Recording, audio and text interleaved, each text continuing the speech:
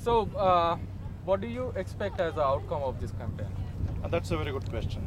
As a part of this campaign, we expect that the atrocities over Dalits all across the nation should stop immediately. And besides that, we also want a very important thing to be done, which is the implementation of the Indian Constitution. It's very unfortunate that India has one of the best constitutions in the world, but only on paper.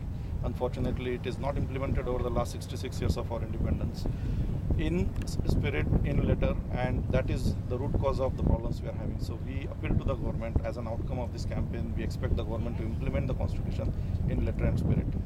Going ahead from there, we also expect from this campaign that the UNA protesters, the victims and the protesters, they have certain demands to be made available resources from the government so that they can find better way of livelihood and they don't have to continue with this menial task and expose themselves to such atrocities.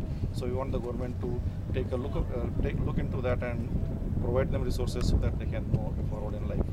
Another outcome of this campaign, what we want is in the realm of politics.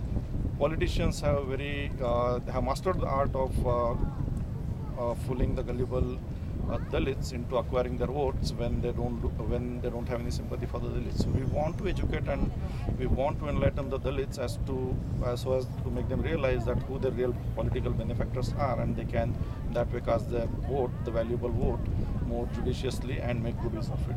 And lastly but not the least, as a matter of fact, I would say this is probably the first step that they need to do, the government need to do, is to nab the culprits and apply the law of the land to them and take them to task, punish them, set an example, make sure that that example is known to the wider society so that nobody dares to do such things. So catching up the criminals and applying the law to them, which is something any civil society should do, is what we're expecting from the government.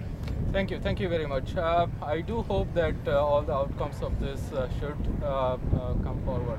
But you mentioned a couple of points, like the constitution is not being implemented, the government is not doing proper justice to the Dalit. So Prime Minister Modi, as he said in his firing speech about the Dalit, he has said few things about it.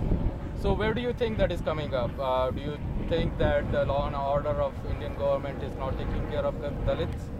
That's again a very good question, because politicians promise the heavens to the Dalits and once they get elected they give hell to them. So the fact of the matter is, and I will refer back to what I said earlier about the constitution not being implemented. Not only it's not being implemented, but actually the politicians or the current ruling administration wants to change the constitution. It's their agenda. It's something that they really want to do. But unfortunately, because of political sensitivities and because of electoral arithmetic, they cannot do it. But very cunningly and very shrewdly, they have found a way of circumventing that restriction. They have subverted the constitution of all its provisions which give protection to the Dalits. So in effect, the constitution is there giving its protection to the Dalits, but they are not in implementation and the Dalits remain exposed to atrocities as before.